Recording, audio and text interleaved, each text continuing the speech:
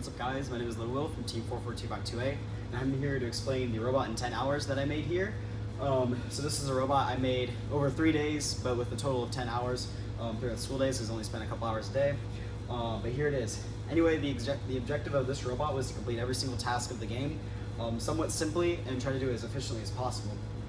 So we're going to go ahead and start off with the main thing. We completely just ripped off the world's drivetrain and then redid the bracing to make it 25 wide. But it's 450 3.25, the same exact world's drivetrain, and 25 wide on these new C-channels. And then we have these vertically mounted C-channels on either side with U-channel brackets, and then we boxed it and then boxed all the points here and here. As you can see, the boxing right here. And that was able to mount this main ramp, which is a 5 wide, which like perfectly holds these the cube or balls, whatever you want to call them. And then that just gets picked up by this rubber band intake from the bottom. And so that just perfectly picks it up from the ground. And then this conveyor, which is like these two medium-sized flaps, just helps push along up into the end. We have this ball lock up here, which is activated by this 25mm piston, and it just lifts up a piece of half cut, just so it stops the balls from the top, so we can go and store and load like 4 to 5 balls in the system. In addition to that, we also have this active ramp extender with this 50mm piston at the bottom.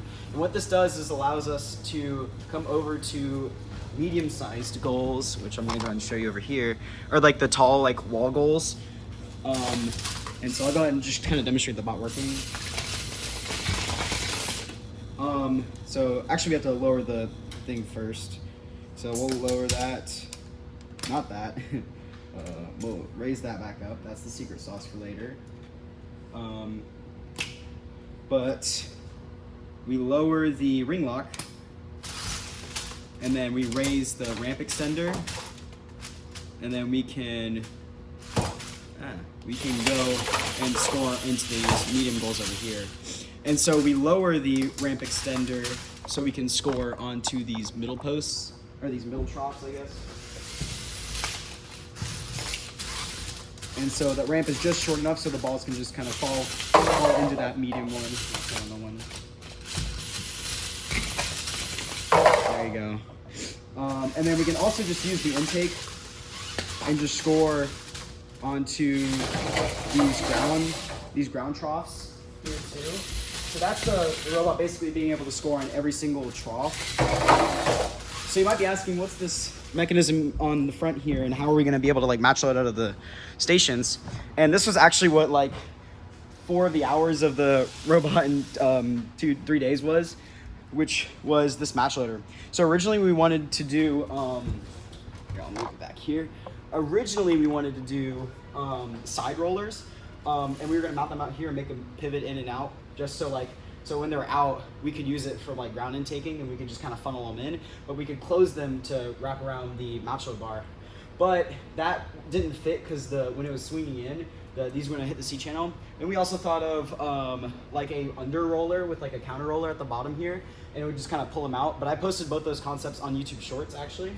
But one of the things I found out this morning when I spent the past hour on is this completely passive, but just a piston obviously, match loader, which all we do is lower it, and then we can just slide it in here. And then what this allows us to do is when we match load, it just kind of pops the ball out by using this little ramp. And I'll kind of give you a closer up look at what this is. So, as you can see here, there's a couple different pieces of standoffs. Obviously we have the 50mm piston mounted super jankily, but we have these half cut 3 wides, as you can see with the extended flange. And then we have a couple different standoffs that have specific purposes.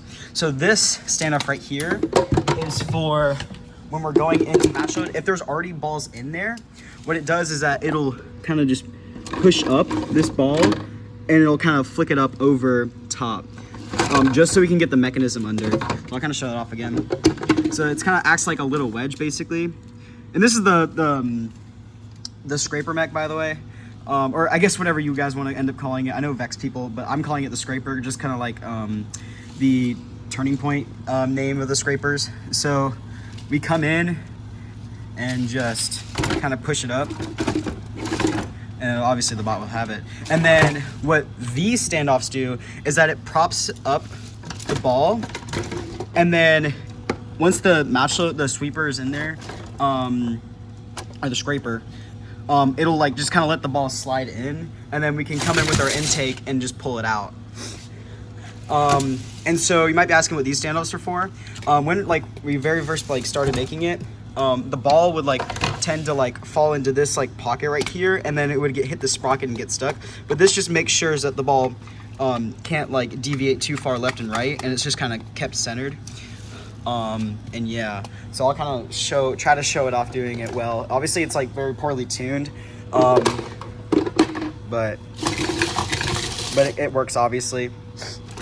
And yeah, and we just gonna lift it up just out of the way, just so like if there's a ball just around the field, we can just easily grab it. And yeah, this bout actually only uses 7 motors, so I definitely say if you're going to consider this design, one of the improvements I would make was make this intake a lot wider, and then just keep this. I think this is the best part of this robot, is this match loader right here, the scraper. And I would just really try to use this and then make this intake wider, and then do some kind of storage system or some kind of better indexing system. And one of the biggest flaws of this bot is that the conveyor is good, but the balls tend to just kind of fall out to the side. So I would add like a zip tie or something to kind of add like a guardrail and not use poly. And another thing is that this bot doesn't use any polycarbonate at all. I wanted to try to make a design that didn't use any polycarbonate, so teams would have a lot of freedom to use polycarbonate for different things. But you could obviously use polycarbonate for this, but this was completely metal, so you could save a lot of poly just by doing some kind of design. And actually how we mounted this was using high strength collars, and this is kind of the tech that we've been using for the past couple of seasons, is that we use this 6-inch standoff, and then you can mount high strength collars on it, and that's how we mount this triangle brace and the wedge and the kind of slider right here. And yeah, so that's kind of an explanation of the robot in 10